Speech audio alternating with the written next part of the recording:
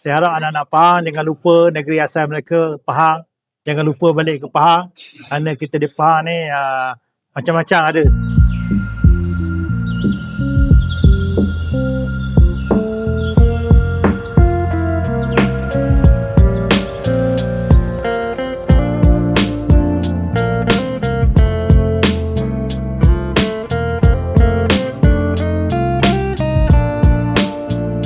Di Pahang sekarang ni kita oleh sebab krisis Timur Tengah ni, kita membuat pendekatan bekerja berrumah, dan sekarang ni saya memberi kepada semua wakil rakyat RM15,000 minggu untuk mereka beli barang makanan asas untuk diberikan kepada kawasan masing-masing. Dan bermula kepada orang yang paling susah hingga perangkat atas, RM15,000 setiap minggu untuk mereka membeli barangan keperluan yang asas seperti beras, minyak, gula, tepung dan sebagainya setiap minggu.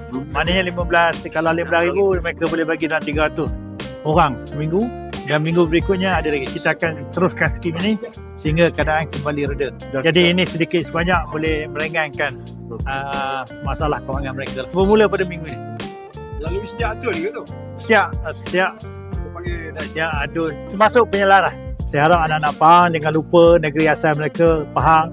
Jangan lupa balik ke Pahang, kerana kita di Pahang ni macam-macam ada sekarang ni ya.